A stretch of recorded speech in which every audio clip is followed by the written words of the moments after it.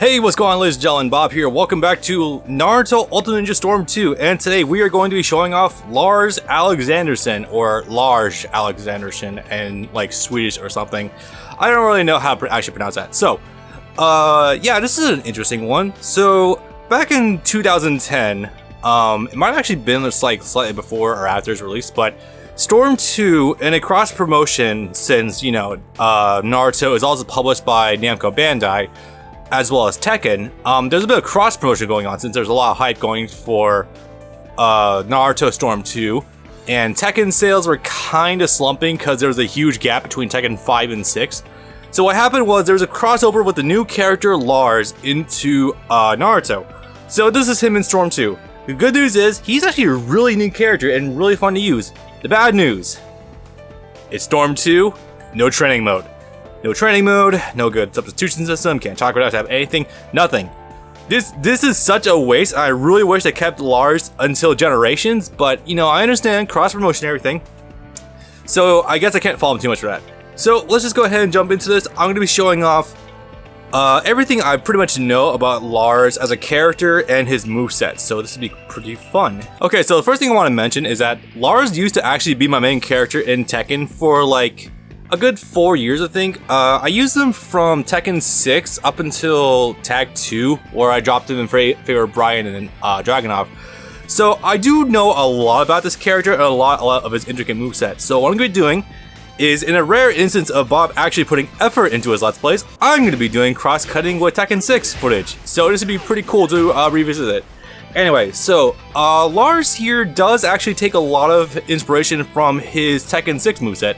And before anyone asks, yes, this same outfit, the one designed by Kishimoto himself, is in fact utilized in Tekken 6. You don't need to buy it in-game. It's not DLC, it's just flat out in the game. So if you get Tekken 6, boom, already on the disc. And yes, I will say it, this outfit is simultaneously really cool and really, really ridiculous. I think it's like the weird hexagons of the red coat. It's just like the edges just look so bizarre. I don't know why it's not just a regular row, but whatever. Anyway, so Lars overall does have a lot of his moveset from Tekken 6. Lars in Tekken 6 was actually a pretty high tier character. He had a lot of busted traits, a lot of like giant leaping attacks that like just circumnavigated the screen. He had really strong mids, a lot of good lows. For this video, I'm going to be utilizing Tekken numerology, which is actually simultaneously really easy and a little complicated for those who aren't familiar. So it utilizes a 4 face spun input, which is 1, 2, 3, and 4. And that stands for 1 is left punch, 2 is right punch, 3 is left kick, and 4 is right kick. The reason you don't utilize in Tekken like face buttons is because you can swap around any of them to however you want. So it's usually a lot easier for people to just say down forward 1, down forward 2, up forward 4, stuff like that. So with that out of the way, I'm going to go ahead and start listing up everything about Lars in this game. So first of all, stuff that's unique. He has a gun. This is the most weird thing in this game. It's not even the fact that he has a gun, it's the fact that he has this like weirdly wooden SMG on him. I don't really know what led to this design decision.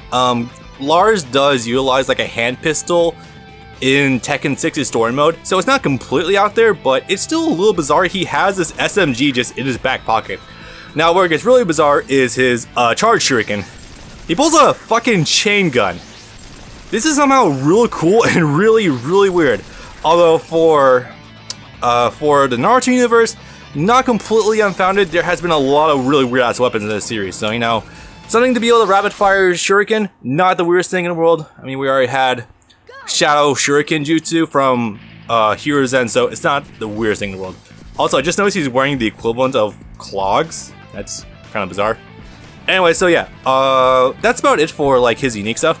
Now, address an old, oh god, I'm about to reference him. An old Omega 2040 criticism about Lars. For his attacks, though, well, first of all, he has a gun. There, he wins. Just shoot the other ninja, and you win. So I guess it is a little bizarre for a Naruto character to have a gun, and at face value, it might seem quote-unquote overpowered.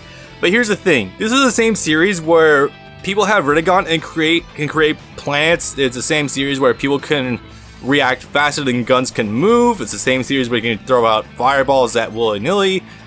And, you know, Gaara Sand Defense probably reacting faster than bullets.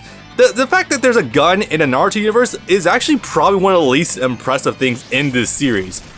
I mean, if you want a quick example for me, literally anything Madara's ever done, or if you want to be contemporary for 2010, I'm pretty sure Sharingan could actually dodge it, as well as, you know, Rock Lee moving basically at the speed of light. So, you know, it's not the most bizarre thing in the world. Shit on a video from almost 10 years ago, yeah, Omega, fuck you. Now, a big thing I do actually want to talk about is the fact that Lars, for some baffling reason, does not have an English voice actor in this game. Now, I kind of understand that this was the debut of Lars in Tekken in around 2010, so they're probably going to think about including a voice actor. But it's just bizarre that in a game that like is wholly dubbed, when you select dubbed, there's no English voice actor. So like if I were to take around with Lars, he's just kind of straight up talking in Japanese. Yeah, I don't understand. And it's weird too, because like barely even 2 years after this was Street Fighter Cross Tekken, where Lars does have an English voice actor in the downloadable content. Okay, I don't know why they decided to go that route, but sure. It's even more bizarre too, because if you do his ultimate attack, the 10-hit combo, quote unquote, like there'll be lines where he's supposed to say something, but like it's just not even there. Like, I don't know if it popped up there, but if I just go ahead and rip it again. Yeah, like there's subtitles there, but he doesn't say shit. So that's kind of really weird. And I guess I should also mention that a lot of the voice clips in this game are taken directly from Tekken 6. So they really went out of the way to make his moveset cool, but his dialogue is just kind of like last minute inclusions. I don't get it. They couldn't have gone the same Seiyu to do it, but alright. Okay, so now with all the formalities out of the way, let's go ahead and show off Lars' moveset. So first of all, yes, nearly everything from here is taken from Tekken 6. I'm going to be showing it off in motion. So first of all, his grab. His grab, not knowing the annotations offhand, but I do know him pretty well. I believe that is his while running 1+2 throw, or 2+ throw. I think it's 2+4. In later Tekken games, you could actually do that out of his 4-3 command, which is really nice for like a somewhat decent mix-up for that tool. For his jutsu, he has Zeus. Zeus is his old unblockable from Tekken 6. I believe he still has it to this day. The funny thing is recently, like, actually, this is happening right now, actually. Lars is actually getting a large-ass buff in Tekken 7 Season 3, so it's kind of cool. I'm lower downloading it right now in the background, it's hilarious. So that's pretty neat. Zeus has always been like one of the flashiest unblockables in the game, even outdoing like the Mishima corkscrew uppercut, so that's really neat. I don't mind this too much. Alright, so with that out of the way, let's go ahead and cover his ultimate. We'll get to individual moves later. So his 10-hit combo is actually more of a unique thing. It does end with something resembling his 4-1+2, which is kind of cool, but it's not the most unique thing in the world, but yeah, it's nice for what it is. Now, for individual moves, I'm going to start with this combo string. I'm going to be naming off pretty much every move in there. Yes, despite the fact that I haven't used Lars in a few years, I was super into Tekken back in the day. Alright, so the standard neutral combo starts with a forward 1-2-3, into a down back 1+2, into a down back 1+2? Something like that. And ending with the Arc Blast, aka the not Doria. Pretty good stuff all around. That Arc Blast move is actually one of his like key launching moves in his entire moveset back in the old days. So that's pretty cool. Now moving on from there, his down combo is actually super unique. Now I'm not gonna list it about every time, but it leaves him in a floating state in front of you. Now the float state is super interesting because I think Sage Naruto gets something similar to this for one of his combos in Storm Generations. I could be wrong about that though, but the problem is it spaces out a little too far, is not very consistent. But the fact that you can just naturally refloat them without, you know, having to spend chakra for a chakra dash or an air dash is really, really sick. I do like this a lot actually. I believe the inputs for this one are 4, 1+2, 3. That dunk is a new move actually. That's not in his original Tekken 6 layout. want to say those kicks, like the jumping kicks, might actually be off of his up forward 3+4 stance, like the weird flip thing. That's the best I can think of. He might be utilizing moves from other characters in Tekken, but I'm not too sure about that offhand. I mean, obviously you can't use everything to put into a star moveset, but you know, whatever. Now for this move, the side combo. More unique stuff, and ending with his, that is his Instant Shining Wizard move. Now, that's, describing Instant Shining Wizard in a compact manner would be difficult. Basically, it's Armor King's famous combo ending grab, which does a lot of damage. Lars got something similar with his introduction in Tekken 6, where he could run in, do a grab, and then get a really strong ender. You can do it on a airborne character, but it's just really easier to do off a bound. God, I'm talking about bounds in Tekken. That's old stuff right there. Like, bounds were phased out in Tekken 7. That's amazing. Well, mostly anyway. So one thing I'm actually impressed by is that his forward back 1+2 move, arguably one of the best launches in the original game actually, is not present in this game. At least not that I know of. So that's kind of weird. Anyway, so for his up combo, standard starter. Now something cool about this is that he utilizes about 3 new moves from his original moveset, so this one has a lot of like references put into it. So standard starter. What he did there was, while standing 1 into dynamic what's it called? Dynamic entry? Yes. Yes, I know. The irony of it being called dynamic entry is not lost on me whatsoever. Into a 4-4-3 and ending with the last hit of his 4-3-3. So pretty cool stuff all around. I want to say this might be one of the more damaging up combos in the game. Cool stuff. Easy to confirm, not too bad. You got some good stuff off of it. Again, if this game had proper training mode, I would love to show this game off what you do competitively with Lars, but that doesn't exist. However, people have modded Lars into Naruto Storm 3, which is honestly the coolest goddamn thing ever. Thank you very much to this game being ported to PC so people can do that, and you can actually show off Lars proper. So, yeah, good stuff, I would definitely say. So anyway, off of that, his tilt is basically his 4+3-1 4-3, I think it is. So basically, it's 2 of his stances in 1. Pretty cool stuff. That is not it. This is also a combo starter. Why you'd use this over just doing a jab, I'm not too sure. The range isn't bad, but like it just feels a little, you know, redundant. I don't know. I don't really see why you would use this, honestly. But yeah, no, that's pretty much most of Lars right there. It's interesting that actually a lot of his key tools, like his up forward 3, the incredible fucking infamous crushing move of Tekken 6 and Tag 2. No, that move is actually notorious for what can go over and under. It's like, it literally is like the Tekken version of a DP before DPs were in the game.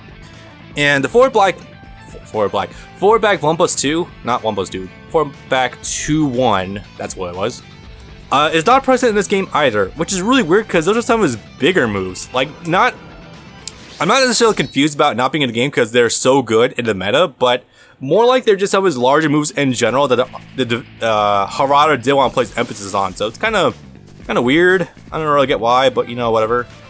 So for his air combo, I actually think this might be entirely unique moves. Oh wait, hang on a sec. Boom, boom, boom. Unless I'm seeing something. Nah. It looks like one of those kicks might have been out of his up forward 3. I don't think it is, but this move might be all like unique moves. Because I don't remember him having that sledgehammer move out of his jumping stance, but you know, it's neither here nor there, so not a big deal. So now I want to talk about Lars in Storm 2 proper. He's definitely more like, he's this really strange combination of like Naruto and Killer Bee, where he has Killer Bee's basically lariat, except this one's really good because it launches naturally, and you know, you can get combo extensions off of that. I don't actually know about tier listings for Storm 2, so I can't say one way or the other if Lars is high tier. I doubt it, because pain is fucking ridiculous in this game if I remember that correctly, so I don't think Lars is high tier, because besides how stupid this move is, like, this is nearly the equivalent. Okay, this move is really good actually, I should probably explain why. It lingers a long time, pins the opponent down pretty well, so it seems to have good tracking. Lars is still moving while he's doing it, so that's really nice. like, I don't imagine you ever want to use a ground combo, like, ever. Yeah, I would imagine Lars is probably, like, more mid-tier at least. He's definitely got some cool-ass, like, damaging extenders. Oh yeah, one other thing I want to mention. He has entirely unique sound effects for this game when he's hitting the opponents. Like, yeah, no, those punch sound effects are really unique for Storm because, remember, it was just like generic hits before, but these have, like, deep bass sound effects. I wouldn't be surprised if a lot of, like, Lars's ideas were incorporated into the Raikage in Generations, because it feels like Raikage might be just a faster version of Lars, because, you know, he has a side combo that ends in a throw, which is really unique, especially for this fucking series. Oh my god. He's got the charging move. I think this might be one of few jutsus in the game that actually naturally launches the opponent into the air. Like, I cannot think of one immediately off the top of my head that does this, except for, like, Masked Man, and Masked Man just... his pretty much just doesn't allow you to combo, I don't believe, so that's really strange. His tilt's really unique, it's got some good range, I wouldn't really rely on this, but, like, ironically, you're probably going to use this more often than not, the gun. It's ironic how, despite the idea of a gun being so rudimentary in Naruto, it actually might be one of the, like, the better projectile tools in the game. It's kind of hilarious how it works out. His ultimate jutsu has some range. Yeah, there's a ultimate jutsu despite Lars being a not ninja, so, you know, there's that. Strange. I like it. I like how when I say that out loud, like, the idea of Naruto being about ninjas just is out of the window like a long ass time ago. Hilarious how that works out, but okay. But I want to say it has a good amount of range. I've seen people combo it like this.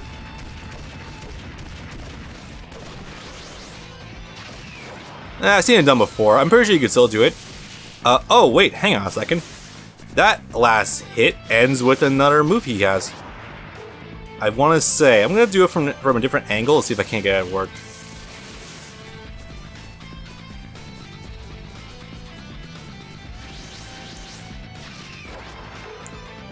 It looks like that might be his old up forward one string. I could be wrong about that, but whatever.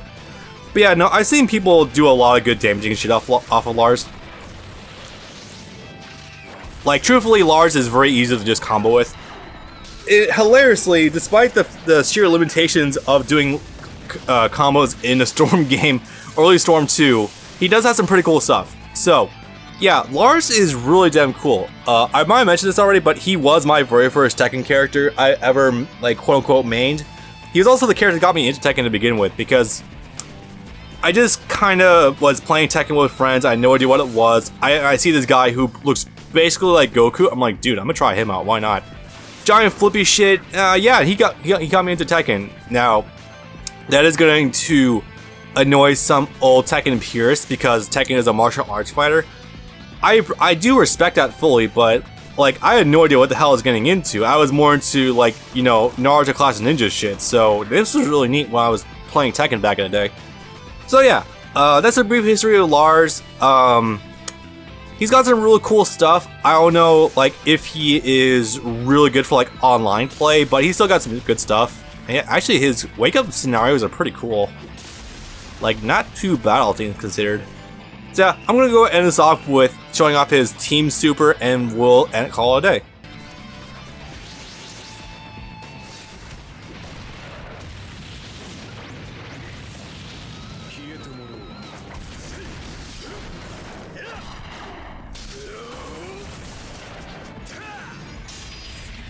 Yeah, it's not too bad. Yeah, it's unfortunate that his 10-hit combo is a little on the generic side, but frankly, I don't think there could have been a lot better to work with at this time than what there already was, so all in all, yeah, good stuff. So yeah, Lars and Storm 2, really cool character. I actually do like him a lot. Again, it's a damn shame that Lars never ever came back for future games. I like how Lars' icon is actually super blurry compared to Sasuke's. Clearly, someone did up-res that crap. But no, I do wish heavily that Lars does come back in like a future Naruto game. Like, I imagine that there's still enough good blood between Harada and Namco Bandai and CyberConnect 2 that they could do something again in the future. Maybe not a Kishimoto designed Mishima character. That would be wacky, but you know, it just since apparently Tekken 7 is so enamored with guest characters right now, like the idea of maybe doing more cross-promotional shit like this would be pretty cool. Then again, Storm is pretty much over at this point in time, so in terms of like new Storm games, so I don't imagine that would happen, but the idea is certainly there. Speaking of which, so hope you guys enjoyed. Next time we're gonna be doing some online matches, and I'll have to put a word out about that actually. That'll be fun. All right, later.